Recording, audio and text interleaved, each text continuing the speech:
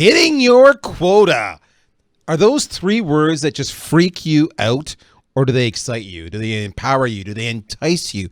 Do you sit back and say, yes, I am going to hit my quota today?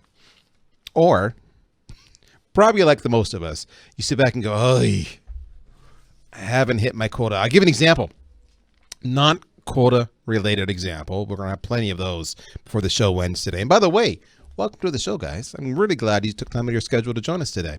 I laughed because I was driving to work today, get in the office, open up Twitter, and I see all my notifications. And one of them was from a friend of mine. So if you're wondering, he says to me on the message, it's everybody, right? He says, my end of the week was last night. And as of last night, around midnight, I hit my quota for all my weekly deliverables that I had to get done. And the point he was trying to make was he took it right to the wire. So what I loved about that was that whether it's us trying to hit quota on revenue or us trying to get through our to-do list, we all have these constraints placed upon us that we have to hit certain milestones on a regular, recurring basis. And if we don't, well, it affects our success, and that's never good. So, faced with this, we were sitting around saying, what do you want to do for our next webinar? And we said, hitting your quota. It just came up. I think it came up because it was probably end of the quarter. We're all putting the push on, and we had our own sales reps coming in, and some were high-fiving, and others, let's just say, not as much. So, like any sales team, we want everybody to hit it because then everybody wins. Hitting your quota is hard, folks. It's hard, and there's a lot of issues around it. There's a lot of facts, though, to back up why it's hard. What we want to cover today is what are the facts that you need to know. And some of this is good. Some of this, well, you won't feel so, shall we say, lonely in your progress. If you're one of those who struggle to hit your quota, perhaps occasionally do not hit the quota, perhaps never hit your quota, some of these facts actually might make you feel a little better. And then we're going to talk about what are the issues that are, these are the facts. So why? What are the issues that are causing these numbers? And how do we fix it? If we do our job right, when we're done today, you're going to be able to kick butt and start hitting quota a lot more frequently. So that's the goal. My name is Darryl Praill. I'm the head of marketing here at VanillaSoft. I'm a huge fan of all things sales related. I once upon a time carried a bag myself. I'd like to remind my head of sales, Scott Amerson, of that. He just rolls his eyes at me because I don't do it now, obviously. So he thinks I'm not a real salesperson like you guys are. And there's some truth to that, I suppose. But just because I don't carry a bag now doesn't mean we don't have experts on here who do. And they're going to give us their insights. But before we get to that point, I want you to know the rules of the game. The ground rules are pretty straightforward. You guys are in listen-only mode, so we can't hear you. So you can talk, you can multitask. It's all cool. You can grind those beans and have that wonderful coffee. It's brilliant. Don't worry about that. We're recording this. So if there's something you hear that you're like, yeah, my colleague needs to hear this, or I want to hear this again because it happened so fast, we're recording it. So that's my way of saying you can actually not take notes and just listen. And then you can watch it again if you want to. And take those notes then. So a lot of people I know do that. If you have any questions, there's two ways you can do it. One is you can just always use Twitter at VanillaSoft. So if you're watching this on demand, it's not the live event, it's after the fact.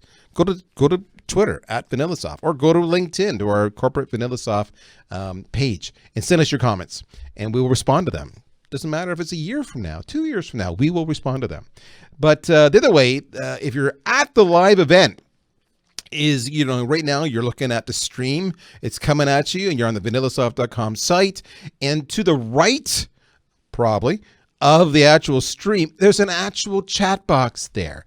You have to, I don't want to say log in. You have to just say, hey, my name is George or Sally or what have you. And that's it. If you do, you can make an account if you want to. And if you're a regular at the VanillaSoft webinars, it's worth your time to do that because then they never ask you again. But please go there.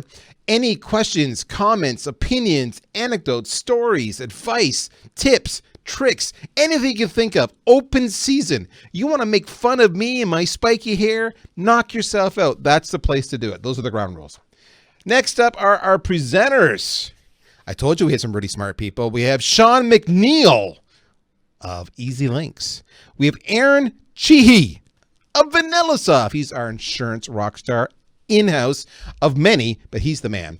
And I guess I haven't mentioned this. Well, today's topic is applicable to everybody.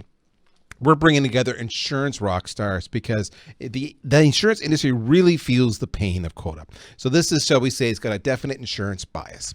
And myself. Now, guess what? Like all things, like perhaps you didn't plan to miss your quota, but it happened.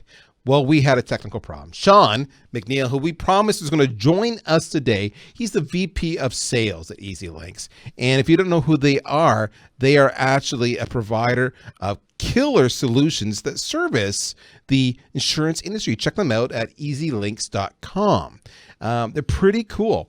And he was going to join us, talk about all the real cool things about quota, but he had an issue arise that prevented him from joining us today. And it was very last minute, and we're very sad. So Sean's not going to be able to make it today. That happens. But that's okay. Aaron Cichy, he is ready, and he has almost 20 years of experience, almost all of it, in the insurance industry. He understands the challenge. He's led large teams. He's run companies. He has had P&L. He's done the whole thing. So he understands it both from, shall we say, a practitioner's role, me as an individual contributor, how do I hit quota, as well as from a leader's role, how do we get the team to hit that. So I can't welcome Sean to the show, but Aaron, I can welcome you. How are you, sir? Hey, Darryl. I am thrilled to be here. You are, well, you're looking good, man. You're looking really good. Look at the stubbles that going on there, right? He's dressed up just right. Look at that. It's very manly. I'm digging it. That's cool. All right. So what are we going to cover today? Just the Aaron and Darryl show. We're going to talk about just the facts. If I'm dating myself and I go back to some black and white vintage police shows, just the facts, man. I believe that was Dragnet, but don't quote me on that one. We're going to talk with Aaron and I about why are salespeople missing their quotas? What types of activities do salespeople need to do consistently? You're going to find many of you, that's a big part of why you're missing your quota. We're going to speak some hard truths to you about the numbers and about behaviors and cause and effect. You're going to hear us talk a little about training and how that contributes to hitting quota. And you're going to help you understand how that actually ensures your success. Because training shouldn't just be something that your employer does for you. It should be something that you would do in yourself as well if you're going to be committed to your career. And at any time, as I mentioned, Q&A. So just put your questions right down there on the chat window and we'll get them. So as we move into just the facts, ma'am, this is the section where we talk about just a bunch of facts to throw them at you and get the conversation going. So as we go to our next slide, we'll talk a little bit about some of the obvious stuff here. So we've got 3 facts here, but we got a whole bunch more. So let me go through these 3, and then I'm going to ask Aaron if he's got a few more, or maybe he's got some opinions on these 3. So as you can see here, and I love these facts. Okay, so first one's first. Sales professionals as a whole, on average, are spending 34% of their time actually selling. So if a reason you're missing your quota, is it possible it's because 2/3 of your time you're not actually selling? And if I could give you some of that time back to sell, if I could get you from 34 to 50 or to 2/3 of the time, would that have a 50% bump in your current, accomplishments? Would you then hit quota? Now, I told you some hard facts. This is actually a hard, sad fact, but also a make you feel good about yourself fact that you're not alone. 57% of sales professionals are going to miss their quotas this year. 57%. So that's over half. Now, some of that could be the quotas are just unreasonable, and that's not uncommon. Let's go with that. But 57%, folks. So if you're missing your quota, ironically, you're in the majority. But the flip to that is 43% are hitting or exceeding your quota. And that's almost 1 in 2. So we are going to help you today to get to that section. And then a big part of that, of course, you'll say, well, the reason I can't hit my quota is I can't get it at the right people at my organization. And in fact, we hear you. Only 52% of the population who are selling today claim they can actually get to those right contacts. So is that because you can't sell, you don't know how to get past the gatekeeper, Or is that because you have bad data? Or are there other reasons? So these are some of the starting points. Aaron, anything jump off the page at you of those first 3 bullets, or do you want to throw a few my way on top of that? Absolutely, Darryl. I mean, when I looked at some of these statistics, it just blew my mind that salespeople are spending only 1/3 of their time selling. That just, it blows my mind. So obviously there's a huge opportunity there, whether that time is used in service work, pre-prospecting or prospecting research. It really makes an impact to say, wow, only 1/3 of my time is being used to do the most important function to the job. Now you've managed teams as well as being an individual contributor. When you are managing teams, is that what you saw? Like, how did you focus your teams so they spent more time selling? I think the biggest part of it is really defining the role, very much defining what you want them to do and communicating that. There's a lot of tasks that salespeople probably have to do that may not be the right person to do that function, or it's going to take up time. So in the organizations I led, we very clearly defined that role, made sure that our salespeople had the resources, and were very focused on it. I think today, especially with technology, there's a lot of opportunity for software to take care of a lot of that. Now, what's your reaction to the 57% number that actually 57% of professionals will miss their quotas this year? Is that so? In fact, let me ask this question. Aaron, have you ever missed your quota? Sure. Yeah, there's been times. Did it hurt? Was it painful? Painful isn't the word for it.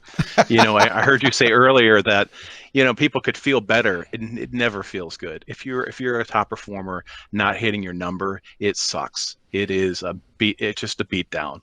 So there's never been even if other people aren't hitting their number and you aren't feeling better about it, it sucks regardless. It's horrible feeling as a salesperson and as a sales leader. So what's interesting, when we were doing the research for today's session, we wanted to double check our facts, make sure we had industry numbers. And, we reference here the 57% number, but the fact of the matter is we saw different studies that had it as high as 67%. So 66 is 2/3, right? So we've seen numbers as high as 2/3 of the population doesn't hit the quota. Aaron, I guess I would ask you, do you think that's a function of the sales professional, or is that a function of the quota being unreasonable? I think probably a little bit of both. I do think most companies, in my opinion, try the best they can to make sure that quota is realistic and attainable. At least that's been my experience. It's usually not something that's crazy out of the question. Whether the existing training infrastructure, leadership values can support that is another story. But I don't believe that most organizations have on a general unattainable quotas.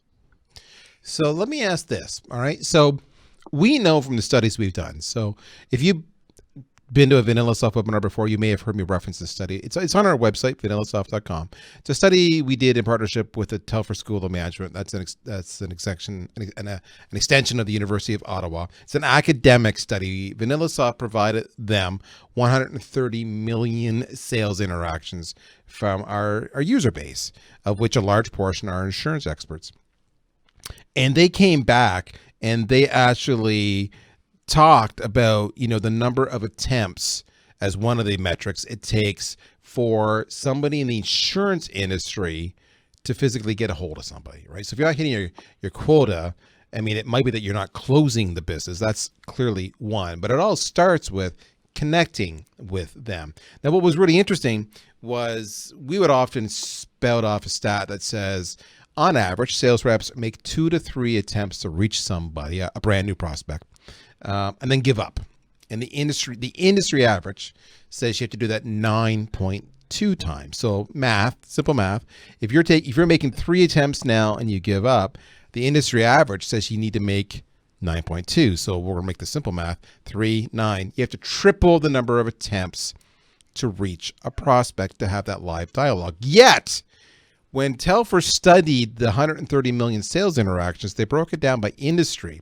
And whilst 9.2 may be the industry average overall, for the insurance industry specifically, it was 17 times. So if the norm is 2 to 3 attempts, you're actually needing to make 6 to 8 times those number of attempts to actually have success. So let me ask you this, Aaron. Does the typical individual who sells insurance, do they have the playbook to physically ensure they can make those number of attempts across phone, email, social, and text? Is that a big reason? I guess I'm throwing it out there that maybe that's why they're missing. I think the answer to that has a couple different parts. You're absolutely right. I've seen that same study. The number of contacts that are required to convert a lead to a prospect or engage a prospect, it's mind-blowing.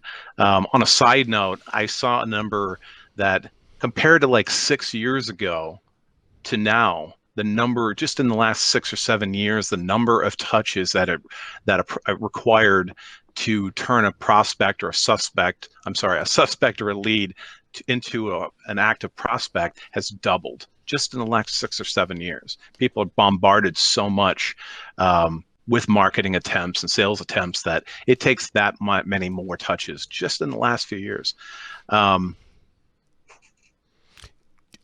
What I was reading was current stats are that roughly half of insurance reps today do not use a playbook. Have you seen that at all yourself? Totally agree with that. In fact, let me look at my notes here real quick, but I think half of sales teams don't have a playbook. And in my experience, it was higher than that. It didn't have any kind of formalized playbook or defined methodology. So let's talk about that for a second. So you're saying your experience, they don't, and the stats back this up. Half roughly are not using a playbook. So if they don't have a playbook in the insurance game, how are they reaching out to prospects? Is it just the old, dial and next one, and that's kind of it, one at a time? I give up after a while, which is very old school. You tell me. I talk to insurance brokers and insurance agents all the time. A lot of their sales leaders. I'm still really surprised at how the industry hasn't evolved and used more defined methodologies, not giving their people tools. I talked to a couple just this past week, and they're not doing anything different than when I started in the business 20 years ago. It's basically smile and dial. Try to track your own activity. The answer I hear most often is everybody kind of has their own system. They have their own way of doing it, and producers are kind of just let loose to do and try what works. Now, that's not to say everyone's like that. There are some more progressive organizations out there, usually the larger ones that invest some time, invest resources in the training, but most are just kind of winging a prayer. So I think that plays a lot into, if you don't have a defined methodology, you don't have a clear roadmap, how are you going to get to that goal or that quota? Wow. So let's go to our next slide, because that's probably a great way to bridge it. We talk here about why are salespeople missing their quotas. And we've kind of almost started into this conversation, bridging from our last conversation, we're going into the stats. And one of the reasons we know it's true is because the fact that they're doing inefficient prospecting. So I want to, which is kind of where Aaron was just kind of walking into now. So Aaron, good job unintentionally bridging for me. I want to understand that. I aim to please. You are a pleaser. I want to understand that. So why are so many insurance sales professionals today doing what has always been done, even though we know it's getting harder and harder to connect with people? And they have more and more ways available to them. The buyer does, the prospect does, to screen you, to ghost you, to avoid you. Why are we still doing it the old way? Is it because the industry itself is a laggard when it comes to best practices? Is it because we have sales leaders who have been milking a base for so many years they don't have to adapt? You tell me, Why are they missing their quotas when it comes to I think prospecting? it comes back to training. I read this just it was 3-4 days ago. I can't remember the source, but there was an insurance sales executive, one of the large insurance brokers, who went on record when he was asked and said that putting money into training new people was a waste of time. It wasn't an effective use of resources. Now, I disagree with that. I've led sales teams. I've started several companies. I know better. I know how valuable training is, but I think that's a big part of it. Most companies I talk to, specifically insurance brokers, don't have formalized training, don't have any type of way to say, not only are we going to teach you insurance, but now let's teach you how to sell. Let's teach you how to prospect. Let's talk through, let's train you on a messaging methodology. How do you where do you look for prospects? How do you convert them? I just don't see it out there. So let's talk a bit about that. So you're saying the training is a big issue. Is it training?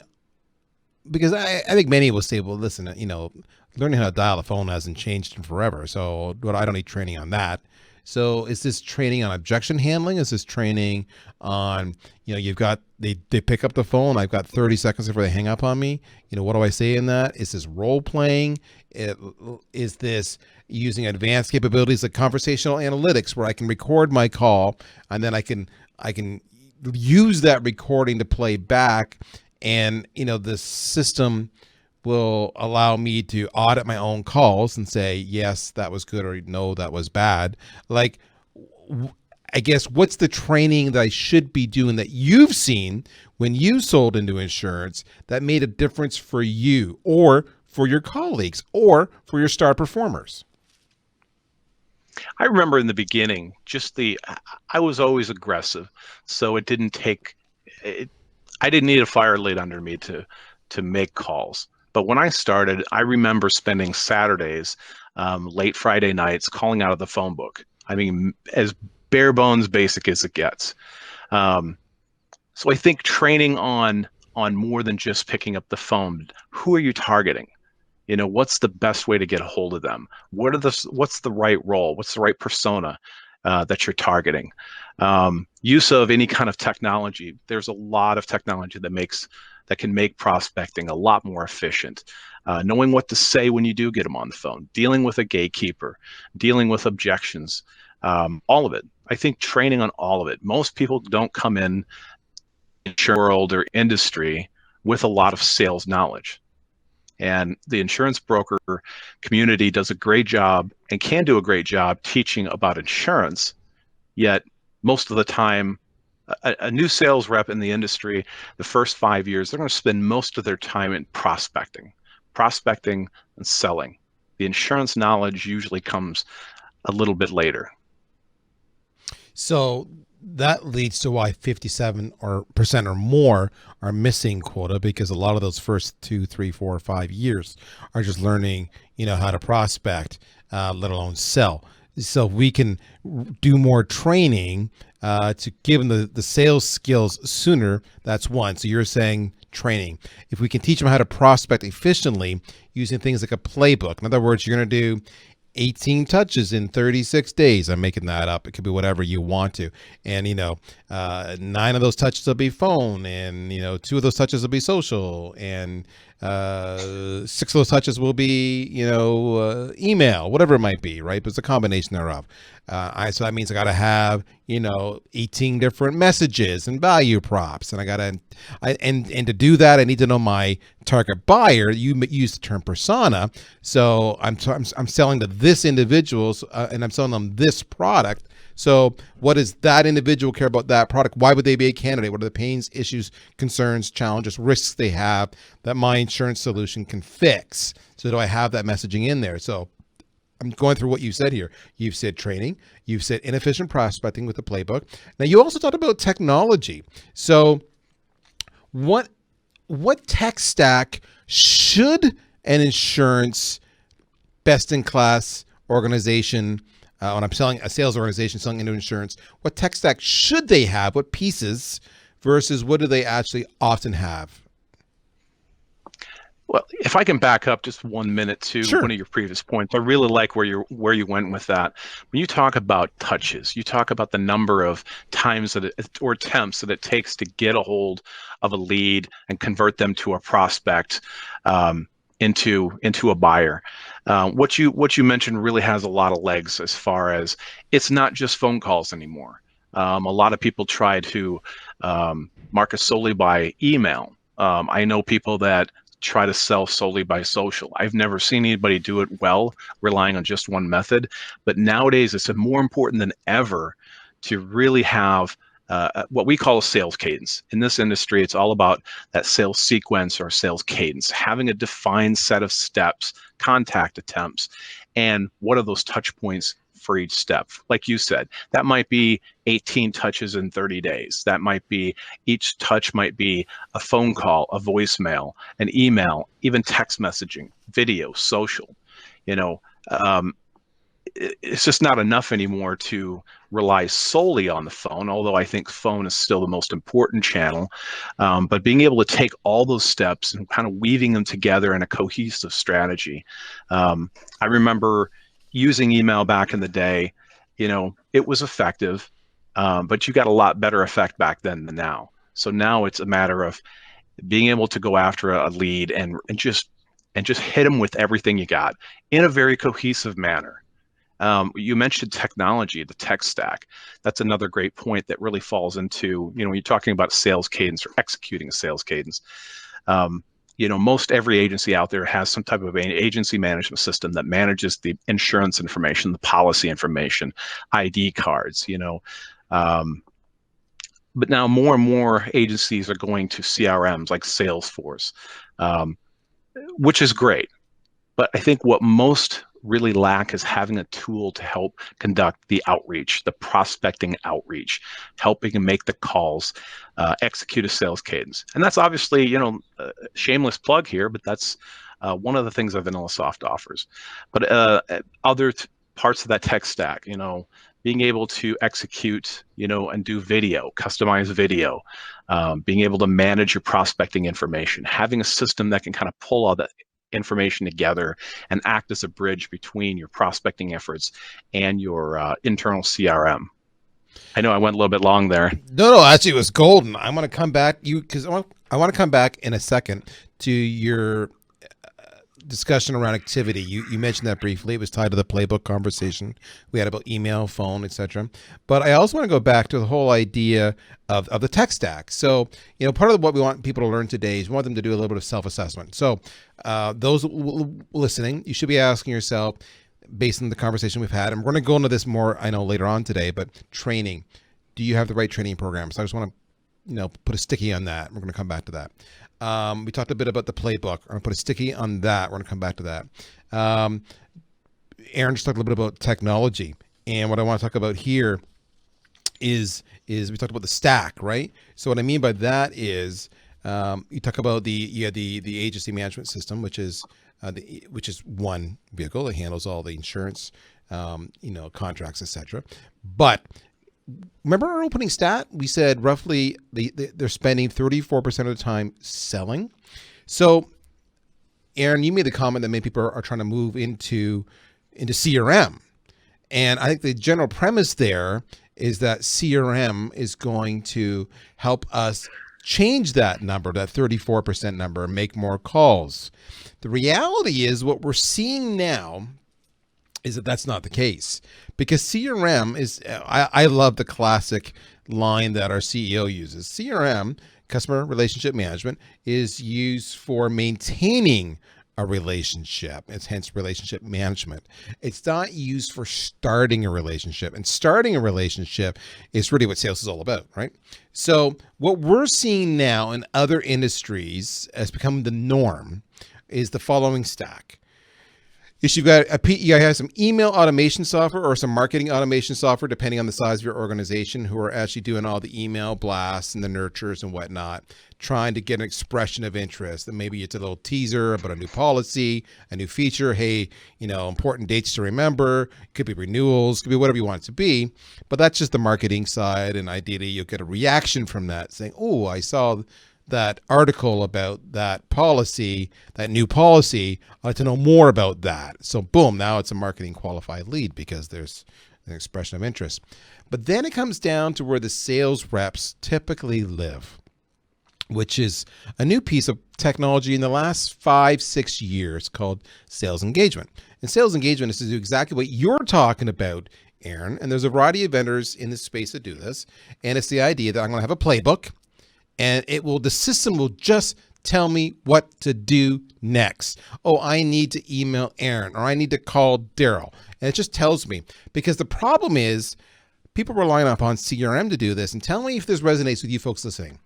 CRM gives you a list of these are all the calls you have to make today. And you can cherry pick, and you do.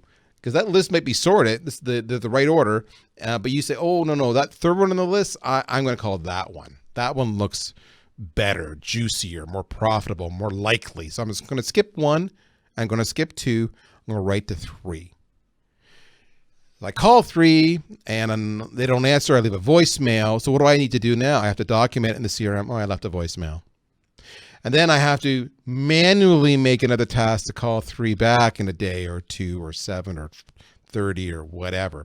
And many reps are not doing that because it's a pain in the behind. It's a lot of nuisance. Or if you do it, even if you make the task, you don't always actually do it when it's 30 days later and you see it in the list. You're like, I'm not going to call them this time because they didn't answer the phone last time.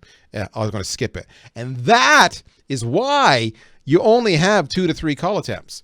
But if you believe the stats, which are 17 attempts are needed in the insurance game, you got to get rid of that from the insurance rep. Stop letting them manually pick what to do next. Stop making them make those tasks and just automate it. Serve up the next one. This is what you're doing. This is what you're doing. This is what you're doing. And what happens is you're going to make those 17 attempts and you're going to actually do it, instead of be selling 34% of the time, you're going to be selling 100% of the time. And then that's going to qualify and become opportunities that you can win or close, or maybe lose, who knows. But the point of the matter is, it's about optimizing your time. The stack is bigger on that one. Where the stack comes into the training and the overlap is a lot on the recording. So again, you can get tools from Refract, Chorus, Gong, and others that will record your calls and tell you key things. You talk too much. You're not asking enough questions. You missed the buyer was asking the right questions. You just talked over them. You missed it. So those kind of tools are common. You also mentioned video. Video is huge. So when you're saying video here, Aaron, a lot of that is I'm going to actually record a video and put it in my email or put it in my social message and send it to them. Because I may not read an email, but I'll watch a video. That's huge. Are you seeing much impact there on the video? Because I know you've already started using it a lot yourself. Darryl, video was, and I'll be honest, as photogenic as I am and completely comfortable. No, I'm kidding. The camera absolutely terrifies me.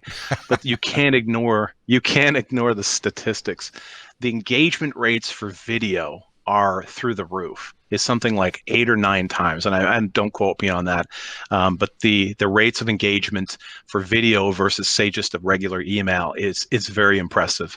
I know here internally at VanillaSoft with our integration with Vidyard, it makes it so. And I don't want to sound like a commercial for VanillaSoft, so please excuse me, but it makes it so easy to quickly record something, so you could send customized videos to each prospect, or just make one standard one and insert it. But the point is, video is a really powerful medium that it took me a long time to really get on that train and understand the value of it, because I'm just not naturally think about sending videos to people. But it's now part of my cadence, my sales cadence. Several of the steps include sending a video. It's different. People pay attention. If it's done well, I think it's extremely powerful to be able to deploy that. And I wish years ago when I was building my book of business, I was on the employee benefits side and insurance. I think it could have made a huge impact. And video isn't new. I mean, most of the technologies we're seeing really aren't that new. So I'm going to go to the next slide here, which is about, what type of activities do sales people need to undertake consistently. We've talked a little bit, you were talking about video, and I love that. We know the phone, that's an age-old. I'm going to assume everybody does emails. I'm not going to beat that one. I want to talk to you a little bit about social. And I want to ask you specifically, Aaron, because I know since you've come to VanillaSoft, you've gotten yourself a lot more active using social and especially LinkedIn. How has that impacted your reputation, your notoriety, your network, which of course insurance is all about network and word of mouth? Because I know you and I personally have had this conversation, and you were a little bit hesitant to jump in the deep end, and and you trusted in some of the guidance of some of the our colleagues here at the firm. Talk to the audience about your experience in social. And I'll tell you, I'm coming here to VanillaSoft certainly didn't start my social media activity. I've always been active. I always saw value for it. Agreed. But I got to be honest, up until maybe, I say in the last year, I never saw the value of it really ever. If I'm not able to monetize it, it's got to have some financial impact, because you can spend a lot of time on social media and not get anything done. But I think the philosophy here, working for a company, and again, I don't want to sound like I'm plugging VanillaSoft, but having that support system where where it's not only encouraged to be active on social media, but be strategic about it, I think has been the real difference. Not just blindly posting. Several years back, I posted like a madman. I mean, I posted anything and everything and made sure that I was posting 4 or 5 times a day. But honestly, most of it was just drivel. Nobody was reading it, and nobody cared, and it didn't add any value. I think the conversations that really made an impact on me since I've been here, like when we've talked, is what value are you bringing? What value are you adding to the audience? And I don't use or see social as a direct way to necessarily sell. I had somebody approach me today and say, "Hey, let's get together, have lunch, and formalize our connection." And I don't see that as a very effective way. People don't generally want to be pitched on social, but what it is a great way to build brand recognition, to add value, to become seen as a thought leader. And that does take time. You and I have had this discussion. It's not an overnight process, but I think it's the difference between when you call someone and say, "Hey, I'd like to talk to you about your organization, what I can do. But let me give you, hey, check me out." Because what I also find is a lot of people, after you contact them, they'll look you up, and to be able to say, "Hey, this guy looks legit. Hey, he's got some good ideas. He posts regularly and he adds real value." I think social media can be a very powerful strategy, but I also, on the conversely, I also see where a lot of people have tried to use that as their primary prospecting, because let's face it, nobody enjoys the phone. What So I've I what I've think seen it's you very powerful. what I've seen you do Go differently ahead, on Darryl. social. No, what I've seen you do differently on social is you. I'm not saying you did this before. A lot of people are guilty of just pitching, pitch, pitch, pitch, pitch, pitch. What's in it for me, right? I want to pitch so you buy my product.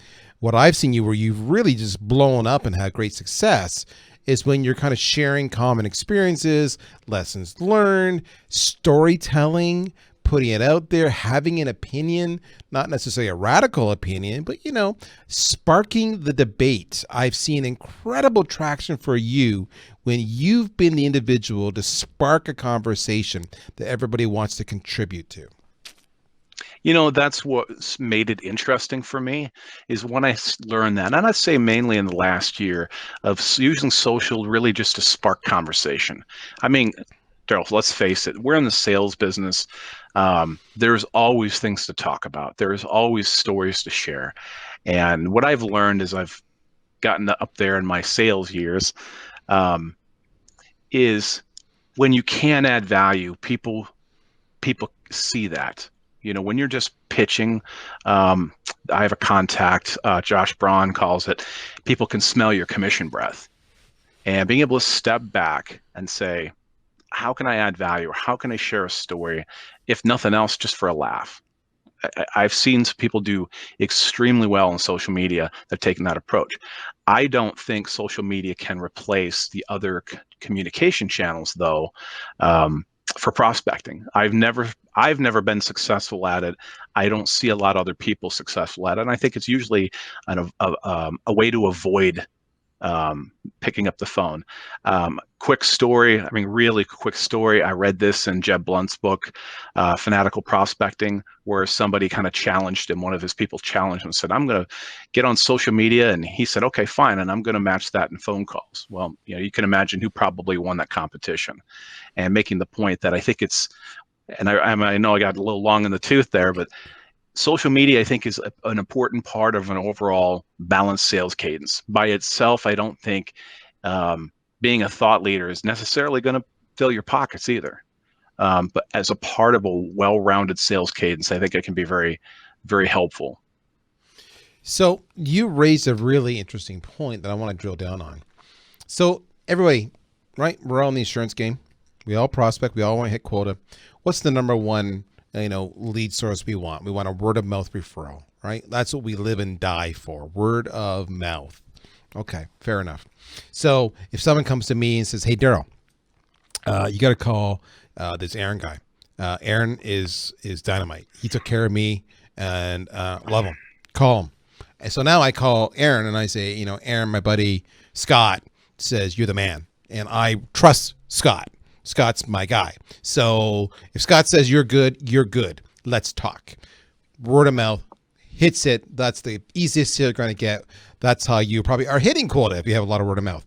But the reality is, people don't want to talk anymore. They want to do email. They want to do social. So what's the first thing we all do when somebody does an intro? Hey, it's Scott, but they say, hey, Darryl, check out Aaron. If you're like me, and I know you are, you go to Google and you go, Aaron Cichy, look it up. Or you go to LinkedIn, Aaron Cichy, and you look at their, what am I seeing? Is this person credible? Do they look like they add value to me? So you're not hitting your quota. How come, what likelihood is a big part of that your LinkedIn activity, your social media activity, it could be LinkedIn, it could be Facebook, it could be Twitter, it could be Instagram, but your activity is pitching, so either it doesn't exist or it's just nonstop pitching. No value in either one of those cases. If it doesn't exist, you represent risk. If you're just pitching, you just annoy me. So whereas if you have a solid profile, you have some good contributions on a regular consistency that adds value and sparks debate and shows that you know a little bit what you're talking about, risk factor goes down. I'll now take your phone call. I'll now respond to your email.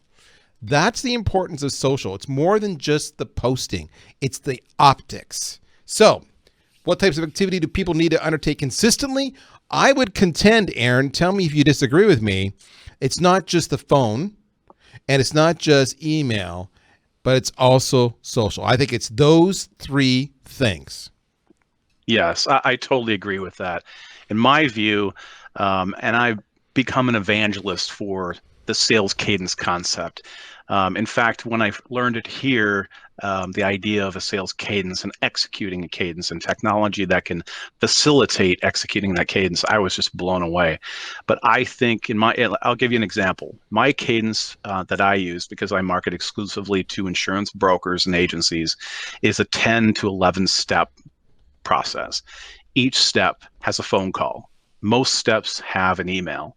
4 or 5 of those steps have a voicemail attached to it, a couple social media touches.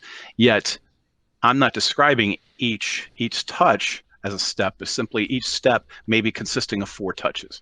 And so at the end of 10, 11 steps, if you will, of my sales cadence, I've probably put out there 40 touches, or at least 30 to 40 touches to that prospect in a very specifically timed sequence.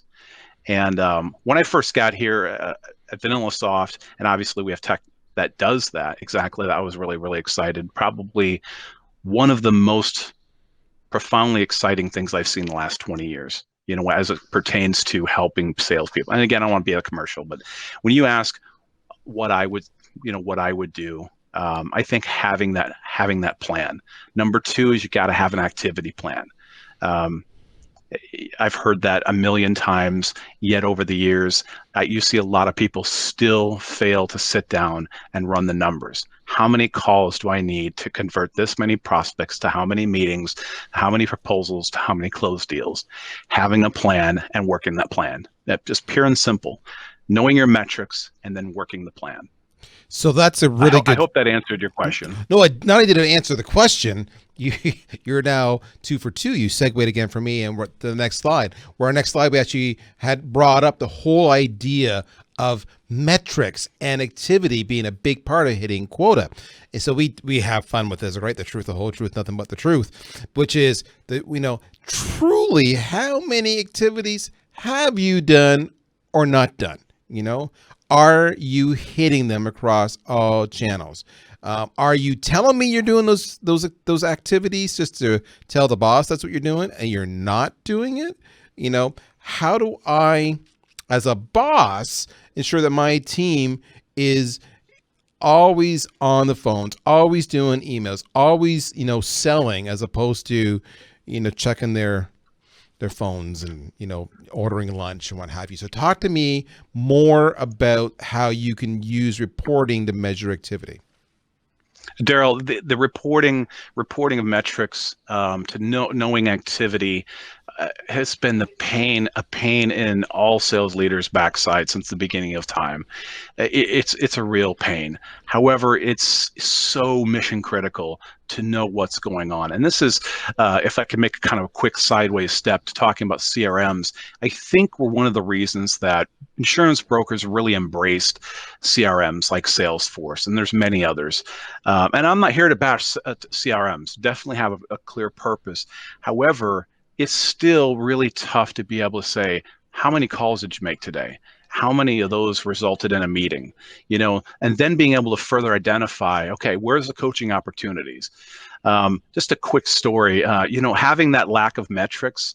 I was talking to a top 10 broker a couple months ago, and we talked about some of his biggest challenges, his biggest pain points. And one of them was being able to measure activity. So we know exactly what they need to do to be successful. And I said, so how many are doing that? He said, about half. But he said, I can't really put a beat on it. I don't know, because our Salesforce system is completely voluntarily reporting. So the only way I'm going to see the calls that are logged is if they enter it. And this is what he told me. Of all the pain points I thought I had zoomed in on with him, he said, if you could solve the problem being able to clearly show me the true activity, he said, I know there's people lying to my face. Now, this guy he's pretty in your face, hardcore sales leader. He said, I know that there's people lying to my face. If I can identify a couple of those people and recoup their salaries after I fire them, he said, you'll have easily paid for yourself. And that's what got him excited, was just having visibility, true visibility into the activity metrics.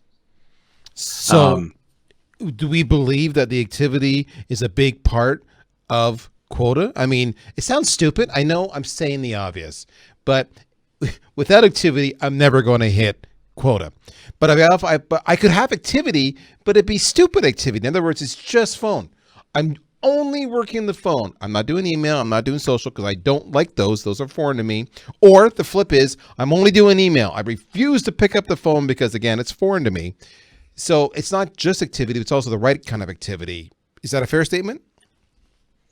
I agree with what you're saying. It's easy to kind of think, well, of course you have to measure that. But I've seen a lot of sales teams. I talk to sales teams all day, every day, that aren't. They know they need to, but there's just kind of a disconnect. Being able to measure activity also not only keeps people honest and promotes accountability, but also tells you where the holes are. You might have a guy who's busting out 100 calls a day, books one meeting. So the activity isn't necessarily a problem. The prospecting activity isn't the issue, but it also can indicate, when you have clear, true metrics, where the coaching is. Maybe a guy he can make an appointment every fourth phone call, but he can't close. He can't close a deal. So again, having that true activity gives leadership insight into where the opportunities are to coach, to grow their people. And let's face it. I mean, salespeople are lazy. I don't exclude myself. And when you have a completely voluntary system that, with their self-reporting, of course, you're not going to have accuracy. Okay. So I know we're running tight on time here. I'm going to jump on to the next conversation. Then I'm going to do a recap of what we've learned here. You opened up very quickly talking about training. So in this next slide, we asked a simple question: how does training help ensure success? Now you have touched on it a little bit, but can you give me any more, I guess, either substantive insights or stories or recommended techniques of training? Because I talked a little bit about, the employer can do some training, but there's also an element that you've got to invest in yourself. I've heard you use the example that, when I was starting out, I was on the weekends, I was doing the calls, I was reading the books, I was doing this. I invested in myself. So someone listening to this, whether they're an employee who wants to understand what training means, where do I start? Or they're a sales leader saying, how do I better train my employees? Can you give us some examples of that?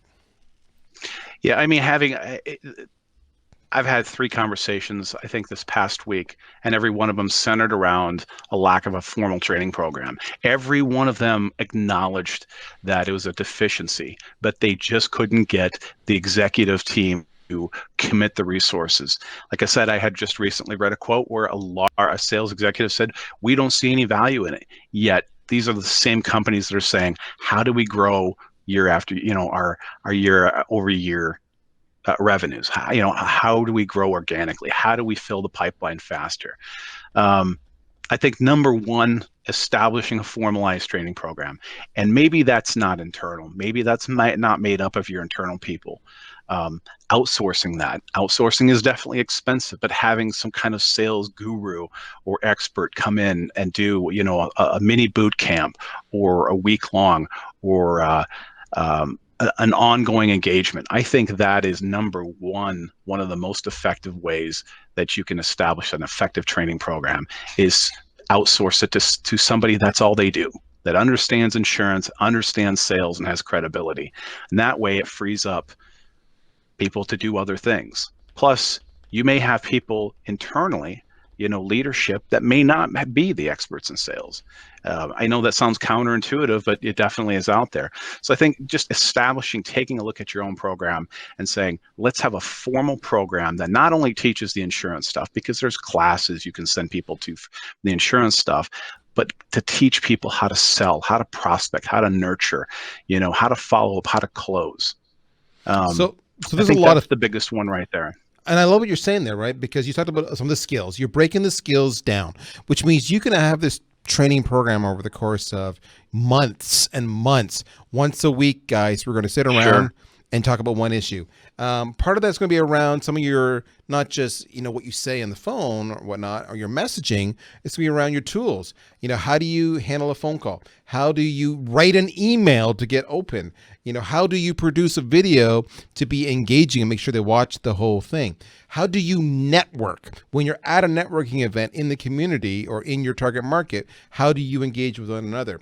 The other thing there is, the old train the trainer. So if you yourself are the sales manager and you're training your staff on these skills, cherry pick a few of the good folks on your team that have had success. They're veterans. They have certain skills, and match them up one-on-one with a buddy. All right, do that. So it's not you always saying it. It's a trusted advisor, person they look up to or they respect because of their success or their tenure or whatever. The other thing is, you mentioned Jeb Blunt. Are you a big consumer of books, or do you tend to, you prefer to go to events and conferences to learn, or do you prefer to kind of do the YouTube video or audio books? Like, what, Aaron, is your preferred way to consume new information? Darryl, I mean, you just described all of them. I've always been a reader, so reading has always appealed to me. You go to most colleges. I can't tell you that I know of many colleges.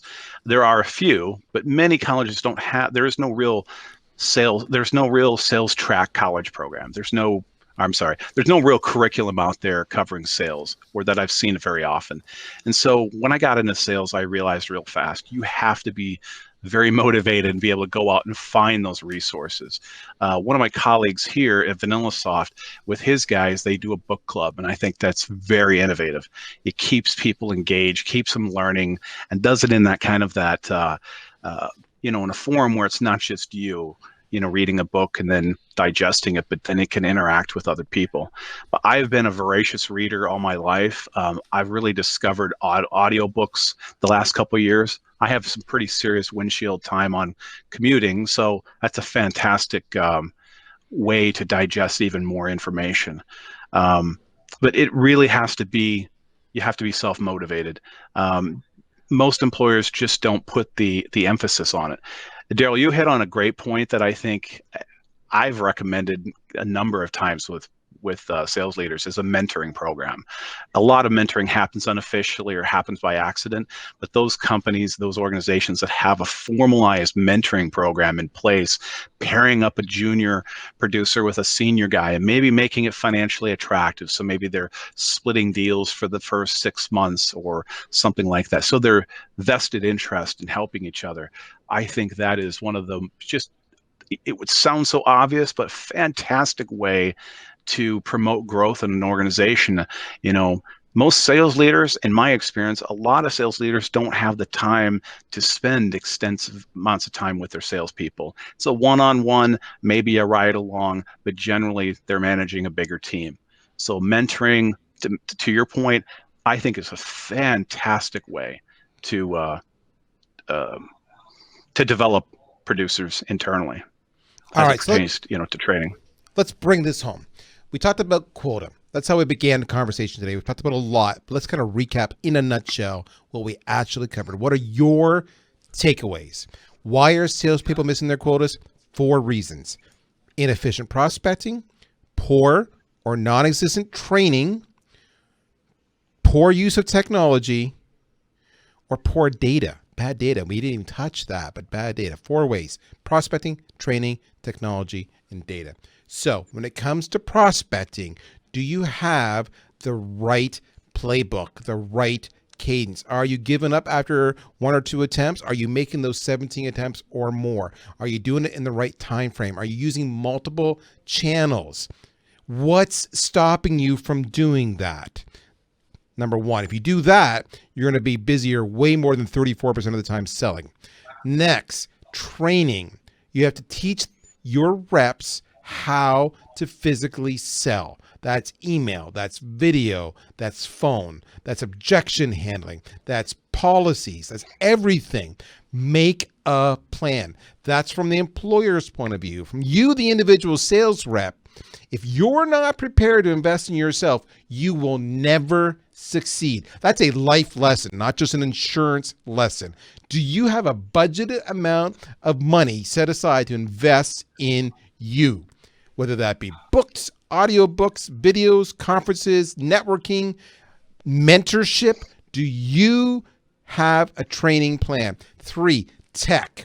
CRM is good, but there's so much more out there. Sales engagement, something that VanillaSoft does as well as others. Aaron's talked about that. Is a big part of that. There's other tools. We talked about video, huge. We talked about conversational analytics to listen to yourself and play it back and be your own, critic, if you will, if you can do better. And then data. Do you have the numbers you need? Are you tracking the activities? Is it true activity? Are you measuring what matters?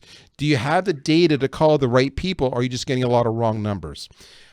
A lot of stuff there, a lot of blocking and tackling, but you can make a plan from here. When we went through this, you right away, I know said, oh, we suck there. Oh, we're okay there. Oh, we're good there.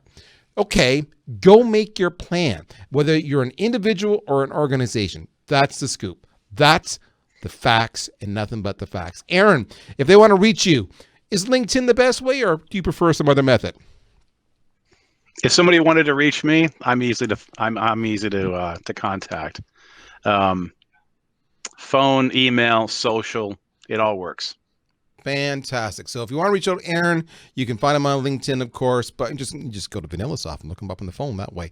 Email too. So that's the scoop. My name is Darryl Praill. You can find me the exact same way. Please follow me on LinkedIn. You should follow Aaron as well. But in the meantime, we are out of time today, folks. So if you like today's session, there's more just like this at VanillaSoft.com. In the meantime, we wish you a wonderful day. Take care. We'll talk to you soon.